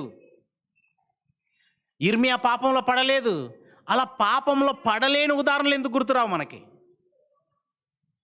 పాపములో పడలేని వాళ్ళు అనేక మంది నీతిమంతులు ఉన్నారు. మనం ఏం గుర్తు తెచ్చుకుంటామంటే పాపం చేశాడు కదండి, ఆయన పాపం చేశాడు కదండి, ఈయన పాపం చేశాడు, అది ఆయన ఇండివిజువల్. అలాగని దేవుడు ఎక్కడ కూడా పాపం చేస్తున్నటువంటి వారికి అవకాశం ఇవ్వలేదు. పాపం చెయ్యమని వారికి చెప్పలేదు. అసలు దేవుడు పాపాన్ని సమర్థించడు. దేవుడు పాపాన్ని ఎక్కడ సమర్థించడండి? ఏ విషయంలో కూడా దేవుడు సమర్థించడు. అందుకే గుర్తుపెట్టుకోనండి, నీతిమంతులు 7 మార్లు పడినను ఆయన తిరిగి లేస్తాడంటే అది పాపములో పడినని కాదు. పాపములో పడ్డవారు తిరిగి లేస్తారని ఎవరు చెప్పారు? ఎవరు చెప్పారండి? కయీను పాపములో పడ్డాడు. మళ్ళీ జాగ్రత్తగా ఆలోచించి చెప్పండి, మళ్ళీ అడుగుతాను. కయీను పాపంలో పడ్డాడు కదా, కయీను తమ్ముడిని చంపక ముందు కాదు. తమ్ముడిని చంపకముందు పాపి కాదు. తమ్ముడిని చంపకముందు పాపి కానప్పుడు వన్స్ తమ్ముడిని చంపాడు. చంపిన తర్వాత ఏం జరిగింది? మళ్ళీ తర్వాత బయటికి వచ్చాడా? మళ్ళీ తర్వాత బయటికి వచ్చాడా అండి? మళ్ళీ తర్వాత బయటికి రాలేదు. అలా పాపములో నుండిపోయాడు. అంటే పాపములో ఒకసారి పడితే బయటికి వస్తారు అనుకోకండి, కొన్ని సందర్భాల్లో రారు. ఇస్కరియోతు యూదా ఒక్కసారి యేసుక్రీస్తు వారి దగ్గరికి వచ్చిన తర్వాత యేసుక్రీస్తు వారి మాటలకు ఆకర్షితుడైన ఆయన ప్రారంభంలో ఎంత గొప్ప స్థితికి వెళ్ళాడంటే ఆయన పేరు పరలోకమందు రాయబడేంత స్థితికి వెళ్ళాడు. కానీ మళ్ళీ పాపాన్ని అలవాటు చేసుకున్నటువంటి ఇస్కరియోతు యూదా బయటికి వచ్చాడా? రాలేదు. అందుకే బాగా గుర్తుపెట్టుకోనండి, పాపాన్ని అలవాటు చేసుకుంటే మొదటిసారి పాపం చేసి ఆ దేవుడు చూసి వదిలేశాడులే, రెండోసారి చూస్తాడులే వదిలేస్తాడులే, 7 మార్లు పడినను తిరిగి లేపుతాడులే అనుకుంటున్నావేమో. అది పాపం గురించి చెప్పింది కాదు. అసలు నువ్వు నీతిమంతుడు అయితే పాపమే చేయకూడదు, పాపం జోలికి వెళ్ళకూడదు. పాపం విషయంలో బాగా రీసెర్చ్ చేయాలి నువ్వు. అమ్మో ఇది పాపం అయినప్పుడు దీని జోలికి నేను వెళ్ళకూడదని నువ్వు చాలా జాగ్రత్తగా ఉండాలి. అందుకే పాపము చేయని నీతిమంతులు ఉన్నారు. యేసుక్రీస్తు వారు పాపం చేయలేదే మరి? నీతిమంతుడు 7 మార్లు పడిన తిరిగి లేస్తాడు అనుకుంటున్నాం. అసలు పడనే లేదు కదా, పడరు.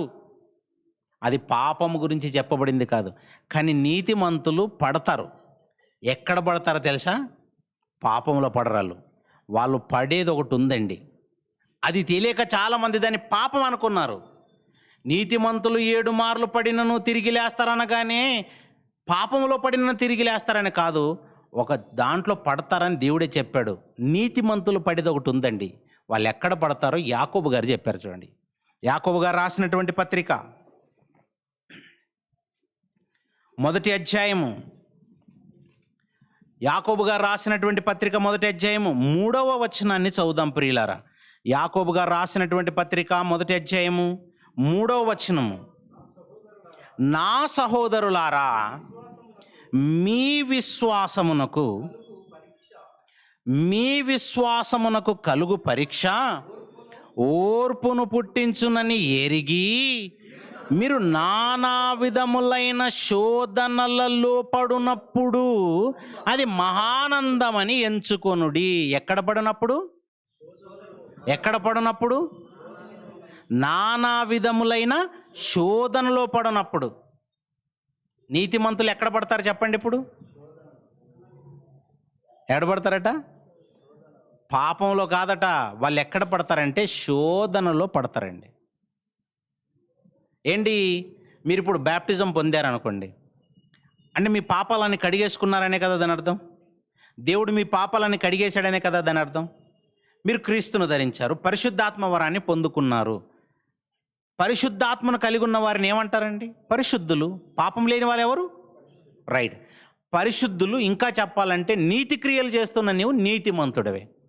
నీతిమంతుడైనటువంటి నీవు, నీతి క్రియలు జరిగిస్తున్నటువంటి నీవు శోధనలలో పడవా?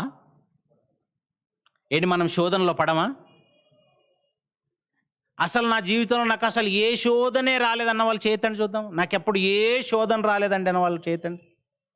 అంటే మీరు చేయెత్తితే మీకు అసలు శోధన అనే కాన్సెప్ట్ అర్థం కాలేదని అర్థం. దాని గురించి మళ్ళీ ఇంకో క్లాస్ చెప్పాలి. ఎందుకంటే మన జీవితంలో మనం ఎన్నో శోధనలో పడతాము. కానీ శోధనలో పడినప్పుడు ఓడిపోకూడదు. శోధనలో పడటం కామన్, నీతిమంతులకు శోధనలు రావటం కామన్, వెరీ కామన్. ఇప్పుడు ఈ శోధనను తట్టుకొని ఆ శోధనకు నిలబడితే దేవుడు నన్ను ధన్యుడిగా ఎంచబోతున్నాడు, నాకు ఒక భాగ్యం రాబోతుంది అని నువ్వు మహానందంగా ఫీల్ అవ్వాలట. అంతేగాని శోధన వచ్చిన వెంటనే అన్ని శోధనలు నాకే వస్తున్నాయి, అన్ని మొత్తం లోకంలో ఉన్న శోధనలన్నీ నాకే వస్తున్నాయి, ఏంది ప్రభువా, బాప్తిసం తీసుకున్న నాటి నుండి ఒక్కరోజు కూడా మనశ్శాంతి లేదు, ఇన్ని కష్టాలేంటి ప్రభువా అని ఏడుస్తూ ప్రార్థన చేయకూడదు. శోధన వచ్చిన వెంటనే నువ్వేమనుకోవాలి తెలుసా? అయితే దేవుడికి తెలియకుండా ఈ శోధన నాకు రాదు. ఒక యోబు సంగతి ఆలోచించండి. యోబు దగ్గరికి అపవాది వచ్చింది, దేవుడికి తెలియకుండా అపవాది యోబు దగ్గరికి వచ్చిందా? లేదు, దేవుడి దగ్గర పర్మిషన్ పొంది మరి వచ్చింది. అలాగని దేవుడు కీడు విషయమై శోధింపడు. దేవుడు శోధించడు. శోధించేది ఎవరంటే అపవాది. శోధించేది దేవుడు కాదు. మళ్ళీ అదే అధ్యాయంలో 13వ వచనం ఉంటుంది చూడండి కింద. అదే అధ్యాయంలో 13వ వచనంలో దేవుడు కీడు విషయమై శోధింపనేరడు, ఆయన ఎవరిని శోధింపడు గనుక. ఒకవేళ ఎవడైనా శోధింపబడుతున్నాను అనుకున్నప్పుడు ఏమనుకోవాలట? నేను దేవుని చేత శోధింపబడుచున్నానని అనకూడదు. మీకు శోధన వచ్చింది అనుకోండి, ఆ శోధన వచ్చినప్పుడు అబ్బా దేవుడే శోధిస్తున్నాడు అనకూడదట. శోధన దేవుడు చేయడట, కానీ శోధించడానికి పర్మిషన్ ఎవరు ఇస్తారన్నమాట? ఏంటి మీరున్నారు ఇప్పుడు, ఈరోజే బ్యాప్టిజం పొందారు. బ్యాప్టిజం పొందిన వెంటనే నీ మీదకి అపవాదం వచ్చి దాడి చేయడానికి అవకాశం ఉండదు తెలుసా? మరి ఎలా ఉంటుంది అవకాశము? దేవుడు అవకాశం ఇవ్వాలి అపవాదికి. ఏమని అవకాశం ఇవ్వాలి? అమ్మా ఇదిగో నువ్వు బాప్టిజం తీసుకున్నావు కదా తల్లి, నేను ఈ అపవాదికి అవకాశం ఇస్తున్నానని నీకు తెలియదు, కానీ అపవాదికి అవకాశం ఇస్తాడు. ఎప్పుడు ఇస్తాడు తెలుసా? నిన్ను నమ్మినప్పుడు. ఏంటి, చాలా జాగ్రత్తగా ఆలోచించండి. మిమ్మల్ని దేవుడే కనుక నమ్మితే మీకేం చేస్తాడు తెలుసా? శోధనలు వస్తాయి. అపవాది చేత శోధన వచ్చేటట్టు చేస్తాడు. దేవుడే అవకాశం ఇస్తాడు దానికి. అలా యోబును దేవుడు నమ్మాడు. నమ్మి యోబు దగ్గరికి శోధించటానికి అపవాదిని పంపితే వాడు వచ్చేసాడు, అవకాశం తెచ్చుకొని వచ్చాడు. ఇంకా కూలుస్తున్నాడండి యోబు గారిని అన్ని విధాలుగా. తన సామ్రాజ్యం అంతా మొత్తం అలా ఒక్కొక్క వైపు నుంచి నరుక్కుంటూ వస్తున్నాడు. ఆ ఆవేదనలు, ఆ బాధలు, ఆ కష్టాలు, కన్నీళ్ళలో యోబు గారు మాత్రం చెదిరిపోకుండా బలంగా నిలబడ్డాడండి. అంటే ఈ విషయాన్ని దేవుడు ముందుగానే నమ్మాడు. మనకొచ్చేది కూడా దేవుడు నమ్ముతాడండి. మనకొచ్చే శోధన గురించి కూడా ముందుగానే దేవుడు, ఓకే వీడు ఎంత బరువు అయితే మోస్తాడో. మన అమ్మ నాన్న ఉన్నారనుకోండి, మన తల మీద మనం ఎంత బరువు మోస్తామో తెలియదండి. మన తల మీద ఎంత బరువు పెడితే మనం మోయగలం మన తల్లిదండ్రులకు తెలుసు కనుక, ఒక 10 కేజీలు అయితే వీడు మోయగలడు అన్నప్పుడు ఆ 10 కేజీల వరకే మన తల మీద పెడతారు. నువ్వు 100 కేజీలు మోయలేవని తెలిసి 100 కేజీలు నీ తల మీద ఎలా పెడతారండి? మన తల్లిదండ్రులకి మనం తినేటప్పుడు మనం ఎంత తింటామో ఆ సామర్థ్యం తెలుసు వాళ్ళకి. అప్పుడప్పుడు ఎవరైనా వేరే మన రిలేటివ్స్ ఇంటికి వెళ్ళినప్పుడు పిల్లలు భోజనం చేస్తున్నప్పుడు ఆ రిలేటివ్స్ అంటారు, ఇంకొంచెం తినండి అని పెడుతుంటారు పిల్లలకి. అప్పుడు తల్లి అంటది, వాడు అంతేనండి, ఇంకా వాడు అంతే తింటాడండి. అంటే తల్లికి తెలుసా నీ కెపాసిటీ? వీడింతే అని తల్లికి తెలుసు. అదేంటండి వీడు ఆరవక ముందే సాయంత్రం 6ంటికే పడుకుంటున్నాడు ఏంటండి? వాడు అంతేనండి, వాడి కెపాసిటీ అంతే. వాడు 6 తర్వాత ఉండలేడు, వాడు 6ంటికే పడుకుంటాడండి. మన తల్లిదండ్రులకు మన గురించి ఎలాగైతే అన్నీ తెలుసో, ఆ పరలోకమందున్న దేవునికి కూడా మనకి ఎంత శోధన వస్తే దాన్ని మనం సహించగలమో అంతనే రప్పిస్తాడు. కొరింథీయులకు రాసిన మొదటి పత్రిక 10వ అధ్యాయం 13వ వచనం. కొరింథీయులకు రాసినటువంటి మొదటి పత్రిక 10వ అధ్యాయము 13వ వచనంలో,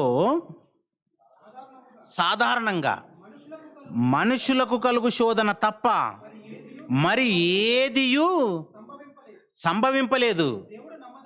దేవుడు నమ్మదగినవాడు.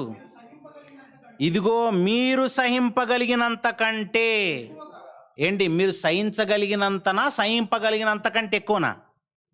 మీరు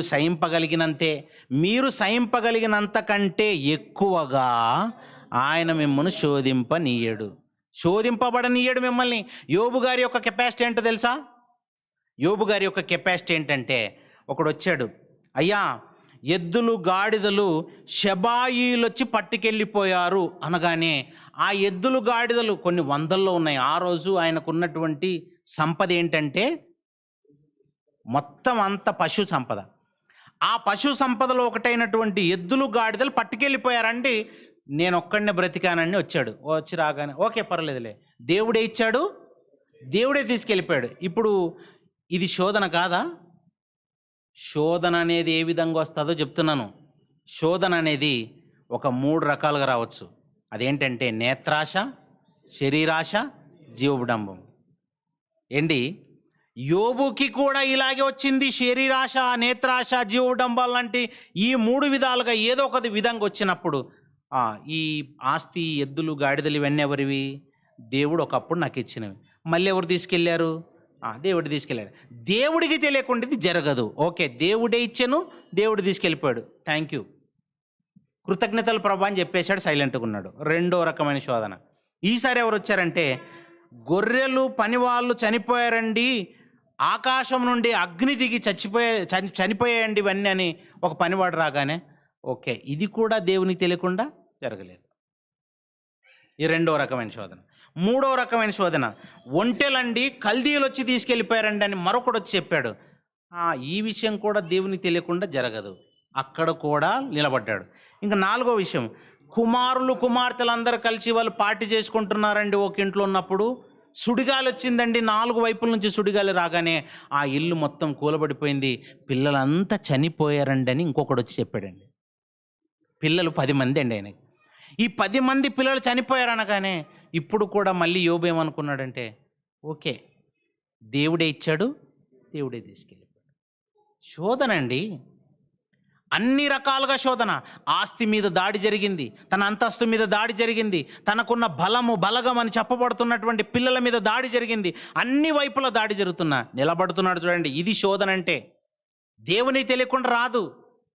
పిల్లలు చనిపోయారు, ఇంకా పిల్లలు చనిపోయిన తర్వాత పోనీలే ఆరోగ్యం అన్న ఉందనుకుంటే, నడినెత్తి నుండి అరికాల వరకు ఏం లేదు, కురుపులు, ఆరోగ్యం లేదు, పోయింది ఆరోగ్యం కూడా. ఏం లేకపోయినా పర్లేదు, ఆరోగ్యం ఉంటే చాలు అనుకుందాం అనుకుంటే ఆరోగ్యం కూడా ఆయనకు లేకుండా పోయింది. ఆయన చిల్ల పెంక తీసుకుని కురుపులను గోక్కుంటుంటే రక్తాలు కారిపోతున్నాయండి. బూడిదలో కూర్చున్నాడు, బట్టలు చింపుకొని కూర్చొని బూడిద చల్లుకున్నాడు, తల గొరిగించుకొని అలా బూడిదలో కూర్చొని అలా చిల్ల పెంక తీసుకొని రక్తాలు కారుకుంటున్నట్టుగా అలా గోకుతున్నాడండి. అంత భయంకరమైనటువంటి అనారోగ్యం వచ్చింది, పడిపోలేదు, నిలబడ్డాడు. పోనీ ఇంత భయంకరమైన అనారోగ్యం వచ్చినప్పుడు భార్య సపోర్ట్ ఏమైనా ఉందనుకుంటే మోరల్ సపోర్ట్ కూడా లేదు. భార్య కూడా నీ దేవుణ్ణి దూషించి నువ్వు చావు అంటుంది. యథార్థతను వదిలేయ్యా, నీ దేవుణ్ణి దూషించు చావు అంటుంది. ఇలా శోధన వచ్చినా నిలబడ్డాడండి. మూర్ఖురాలు మాట్లాడుతున్నట్టుగా మాట్లాడుతున్నాం అన్నాడే తప్ప ఇంకేం అనలేకపోయాడు, నిలబడ్డాడు.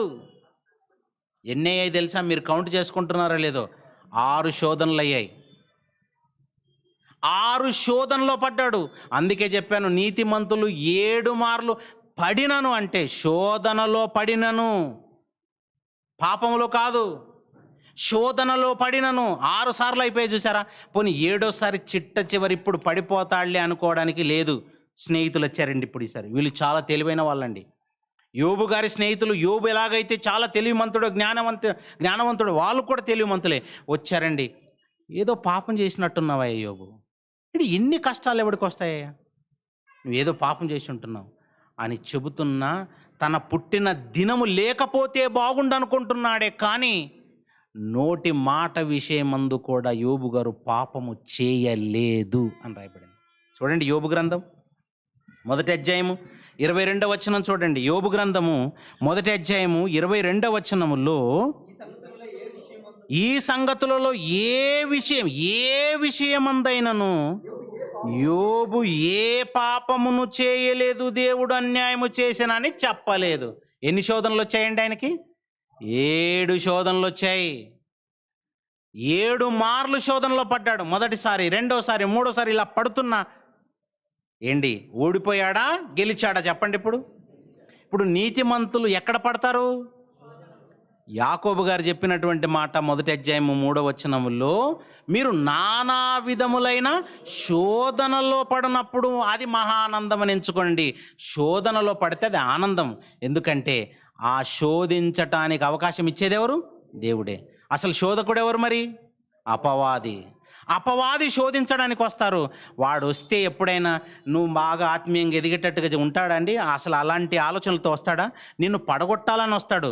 నిన్ను శోధనలో పడగొట్టి నిన్ను ఓడిపోయేటట్టు చేద్దామని వస్తాడు. అలా ఓడిపోయిన వాళ్ళలో ఒకడే బిలాము, అలా ఓడిపోయిన వాళ్ళలో ఒకడే కోరాహు, అలా ఓడిపోయిన వాళ్ళలో ఒకడే ఏశావు, అలా ఓడిపోయిన వాళ్ళలో ఒకడే ఇస్కరియోతు యూదా. ఇలా వీళ్ళంతా ఓడిపోయిన బ్యాచ్, వీళ్ళంతా ఓడిపోయారు. అలా ఓడిపోతారు ఎప్పుడు తెలుసా? నేత్రాశను బట్టి. అలా ఓడిపోతారు ఎప్పుడు తెలుసా? శరీరాశను బట్టి అలా ఓడిపోతారు. కొన్ని సందర్భాల్లో జీవపు డంబాన్ని బట్టి ఏదో విధంగా వాడు పడగొట్టాలని చూస్తాడు. శోధనలో పడిపోయినప్పుడు అక్కడి నుంచి అక్కడే ఓడిపోకూడదు. పడతారు శోధనలో ఖచ్చితంగా, పడతారండి శోధనలో ఖచ్చితంగా. అలా పడినప్పుడు ఈ శోధనకు తట్టుకొని నేను నిలబడాలి అని నువ్వు నిలబడాలి. అందుకే యాకోబు గారు చెప్పారు, మొదటి అధ్యాయం 13వ వచనంలో, శోధన సహించువాడు ధన్యుడు. 12వ వచనం అనుకుంటా, 12వ వచనం, శోధన సహించువాడు ఏంటి? శోధనలో పడిపోయి ఓడిపోయిన వాడు ధన్యుడా, సహించేవాడు ధన్యుడా? సహించాలి. ఎవరు? యోబు గారు సహించారా? యోబు గారు సహించలేదా? అన్నీ సహించాడు, అందుకే ధన్యుడయ్యాడు. పోనీ అలాగని మరి యేసుక్రీస్తు వారికి రాలేవంటారా శోధనలు? బాప్తిజం పొందిన వెంటనే ఒడ్డునకు వచ్చాడు. ఒడ్డునకు వచ్చిన తర్వాత ఎవరు వచ్చారు? పరిశుద్ధాత్ముడు వచ్చాడు. పరిశుద్ధాత్ముడు వచ్చి అరణ్యమునకు కొనిపోయాడు. ఇప్పుడు అరణ్యంలో స్టార్ట్ అయిపోయింది ఆకలి. ఆకలితో ఉన్నప్పుడు ఎవరు వచ్చారు? అపవాది వచ్చి ఏం చెప్పాడండి? ఫస్ట్ టైం ఈ రాళ్ళను రొట్టెలుగా చేసుకొని. ఇదేంటి మరి? ఇది శోధన కాదా? అందుకే యేసుక్రీస్తు వారి దగ్గరికి అపవాది వచ్చినప్పుడు వాడిని ఏమని ప్రబోధించబడింది తెలుసా? మత్తయి సువార్త 4వ అధ్యాయం 3వ వచనం చూడండి. మత్తయి సువార్త 4వ అధ్యాయం 3వ వచనంలో ఆ శోధకుడు అంటే, అసలు శోధకుడు అంటేనే వాడు ఏం చేస్తాడనమాట? వచ్చి శోధిస్తాడు. ఇప్పుడు యేసుక్రీస్తు వారు కూడా శోధనలోనికి వెళ్ళే ఆ స్థితి వచ్చింది. వచ్చిన ఆ క్షణంలో యేసుక్రీస్తు వారి దగ్గరికి వచ్చిన అపవాది, నీవు దేవుని కుమారుడవైతే ఈ రాళ్ళను రొట్టెలాగా చేసుకోమన్నాడు. మొదటిది. రెండవది, ఎత్తైన శిఖరం మీదకి తీసుకెళ్ళిపోయాడు. తీసుకెళ్ళిపోయి ఏం చూపించాడు? మొత్తము లోకములో ఉన్నటువంటిది అంతా చూపించాడు. ఈ లోకంలో ఉన్నటువంటి రాజ్యంలో ఆ సంపద అంతా నాదే, ఇదంతా నాకు అప్పగింపబడింది, నేనేం చేస్తాను? నీకు ఇస్తాను, సాగిలపడమన్నాడు. రెండోది, దేవాలయం శిఖరం మీదకి తీసుకెళ్ళాడు. క్రిందికి దూకు, దేవదూతలు వచ్చి నిన్నేం చేస్తారు? నిన్ను ఎత్తి పట్టుకుంటారు. 3 అయిపోయాయి. ఆయన బాప్తిసం పొందిన వెంటనే 3 శోధనలు అయిపోయాయండి. వీటి ఏటికి పడిపోలేదు ఆయన, వేటికి పడిపోలేదు. ఆ తర్వాత యూదుల ద్వారా శోధనలు వచ్చాయి 4. ఆయన చుట్టూన్నటువంటి పరిసయ్యులు, యూదులు అందరూ వాళ్ళే కదండి, సద్దుకోయలు, వీళ్ళతో అనేక రకాల శోధనలు వచ్చాయి. ఆయనను చంపుదామనే ప్రయత్నాలు చేశారు. పడలేదు. ఎక్కడ దొరకలేదు వాళ్ళకి ఎక్కడ దొరకలేదు. తన జీవితంలో చాలా సందర్భాలు ఎదురయ్యాయి, ఎక్కడ పడిపోలేదు. మాట కూడా తప్పిపోయి అలా బై మిస్టేక్ అలా అన్నానులే, అనుకోకుండా అలా జరిగిందని ఎక్కడ అనలేదండి యేసుక్రీస్తు. కుటుంబం పక్షాన కూడా శోధన రాలేవా? 5వ రకమైన శోధన ఏంటంటే కుటుంబం నుంచే. సొంత తమ్ముళ్ళే ఇంట్లోంచి వెళ్ళిపో అన్నారండి. అంటే శోధన అనేది కుటుంబం ద్వారా కూడా ఎదురవ్వచ్చు. నిలబడ్డాడు యేసుక్రీస్తు వారు, నిలబడ్డారు, పడిపోలేదు. 6వ రకమైన శోధన, నడినెత్తి నుండి అరికాలు వరకు తన దేహము భయంకరమైన వేదనకు గురయ్యేటట్టుగా శిలువ శ్రమలు. ఆ శ్రమలను ఊహించుకున్న యేసుక్రీస్తు వారు, తండ్రి నీ చిత్తమైతే ఈ గిన్నె నా యొద్ద నుండి తొలగించండి, అయినను నా ఇష్ట ప్రకారం కాదు, మీ చిత్తమే సిద్ధింపజేయండి అన్నాడు. అంటే అంత భయంకరమైన శ్రమలు ఉంటాయని ఆయనకు అర్థమైపోయింది. వీటిని కూడా తట్టుకొని నిలబడ్డాడు. శరీరధారి అయ్యున్న దినములలో మహారోధన అనుభవించాడు. వీటన్నిటిని తట్టుకొని నిలబడ్డాడు. ఇంకా చివరిగా ఆయన ప్రక్కనున్న శిష్యుల ద్వారా కూడా శోధనలు రాలేక తప్పలేదండి. ఆయనకి ఎదురయ్యాయి అన్ని విధాలుగా శోధనలు ఎదురైన. ఏ ఒక్క విషయములోనైనా ఆయన పడిపోయాడా? పడిపోలేదు. 7 అనగానే అదేదో సంఖ్య అనుకోకండి, మీకు అర్థం కావడానికి 7 ఉదాహరణలు చెప్తున్నాను నేను, అంతే. కానీ 7 వస్తాయి అనుకోకండి. 7 అనేది పరిపూర్ణ సంఖ్యకు గుర్తుగా ఉండింది బైబిల్ చరిత్రలో. అలాంటప్పుడు నువ్వు పరిపూర్ణంగా శోధింపబడతావు. ఫుల్ ఫ్లెడ్జ్గా శోధనలు ఉంటాయి అన్నమాట. స్టార్టింగ్ స్టేజ్లో ఉంటాయి. ఆ తర్వాత మెల్లిమెల్లిగా ఎదుగుతున్నప్పుడు శోధనలు వస్తాయి. ఆ శోధనలో పడినప్పుడు ఓడిపోకూడదు, నువ్వు ధైర్యంగా నిలబడాలి. శోధన సహించేవాడు ధన్యుడు. అలా శోధన వచ్చినప్పుడు పారిపోకూడదు, నిలబడతాను, ఎందుకంటే నేను సహించగలిగినంత శోధనే దేవుడు నాకు ఇస్తాడని నిలబడాలి. అపవాది వచ్చి శోధిస్తున్నాడు అని అంటే నేను తట్టుకోగలిగినంతదే నాకు వస్తుంది, నేను ఖచ్చితంగా దీన్ని తట్టుకొని నిలబడతానని నువ్వు ముందుకెళ్ళాలి. అలా దేవుడు ఫస్ట్ నిన్ను నమ్మే నిన్ను అలా ఆ విధంగా శోధించేటట్టు అవకాశం ఇచ్చాడు అపవాదికి. అపవాది కూడా డైరెక్ట్గా వచ్చి నీ మీద అటాక్ చేయడానికి లేదు. నీతిమంతులు 7 మార్లు పడిననంటే దేంట్లో పడతారనుకుంటున్నారు? పాపంలో కాదు. పాపంలో పడమని దేవుడు ఎక్కడ బైబిల్లో సమర్థించలేదు. ఎక్కడ పడతారన్నమాట? శోధనలో పడతారు. ఆ శోధనలో పడితే మహానందంగా ఎంచుకోవాలి. ఈ శోధనలో ఓడిపోవాలని కాదు, గెలవాలని. ఆ శోధనకు నిలబడి నువ్వు గెలిస్తే పరలోకమే నీకు ఇస్తానన్నాడు. అందుకే శోధన జయించేవానికి ఏమి ఇస్తానన్నాడు తెలుసా? ఆ మాట చూసి ముగించేసుకుందాం. యాకోబు గారు రాసినటువంటి పత్రికలు 1వ అధ్యాయము 13వ వచనం చూడండి. 13వ వచనం. దేవుడు కీడు విషయమై శోధింపబడనేరడు, ఆయన ఎవరిని శోధింపడు గనక ఎవడైనను శోధింపబడినప్పుడు దేవుని చేత శోధింపబడుచున్నాను అనకూడదన్నాడు. దానికి మరి ఫలితం ఏమొస్తుందో 12వ వచనంలో చెప్పాడు చూడండి. శోధన సహించువాడు ధన్యుడు, అతడు శోధనకు నిలిచిన వాడై ప్రభు తను ప్రేమించు వారికి వాగ్దానము చేసిన జీవ కిరీటము. ఏంటి జీవ కిరీటం ఎవరు పొందుతారు చెప్పండి? శోధను సహించి నిలిచినవాడు లేదా గెలిచినవాడు జీవ కిరీటం పొందుతారు. యేసుక్రీస్తు వారు శోధన సహించి గెలిచారా, ఓడిపోయారా? యోబు గారు శోధన సహించి ఓడిపోయారా, గెలిచారా? జయించారు. అలా నువ్వు శోధనలో పడితే జయించాలి. యోబు గ్రంథంలో యోబు గారు అన్నారు, ఏమన్నారు తెలుసా? 23వ అధ్యాయం అనుకుంటా మాట చూడండి. 23వ అధ్యాయం, అది కూడా నోట్ చేసుకోండి. 23వ అధ్యాయం 10వ వచనం. 23వ అధ్యాయం 10వ వచనం. నేను నడుచు మార్గము ఆయనకు తెలుసు, ఆయన నన్ను శోధించిన తర్వాత నేను సువర్ణము వలె కనబడతాను. అంటే శోధన వస్తే నువ్వేమవుతావు? సువర్ణం అవుతావు, ఒక బంగారంలా నిలబడతావు. అది నీకు ధన్యత. జీవ కిరీటమే నీకు వస్తుంది. అది అందుకే నీతిమంతులు పాపంలో పడతారా, శోధనలో పడతారా? శోధనలో పడతారా. అలాగని శోధనలో పడుతున్నప్పుడు ఏడుస్తూ కూర్చోవాలా? దానిలోంచి జయించి బయటికి రావాలా? జయించి బయటికి రావాలి. ఈ 8 నెలలు ఒక రకంగా మనకేంటి? ఒక రకంగా పరీక్ష. ఈ పరీక్షలోంచి మనం ఏమైపోయాము? కొంతవరకు విముక్తి వచ్చింది. అంటే ఇప్పుడు ఇందులోంచి బయటకు వచ్చిన మనము సువర్ణములాగా మన భక్తిని కాపాడుకుంటూ బయటకు వచ్చిన వాళ్ళం. ఇంకా ఒకవేళ అక్కడక్కడ ఏమైనా మస్టు మలినాలు ఉంటే ఏం చేయాలి? ఇప్పుడు బాగా సానబెట్టుకొని తలతలా మెరిసే బంగారంగా తయారవ్వడానికే మనం దేవుని సన్నిధిలో ఉండాలి. కనుక మీ ఆరోగ్యాలు జాగ్రత్త కాపాడుకుంటూ ఆత్మీయంగా అంతకంతకు ఇంకా ఎదుగుతూ దేవుడున్న లోకానికి బాటలు వేసుకునే వారంగా మీరు ఉండాలి. మనం అందరం ఉండాలి. పాపములో పడకూడదు, శోధనలో పడినా జయించే వారముగా ఉండాలి. అలా మీరు అందరూ ఉండాలని కోరుతున్న మాటలు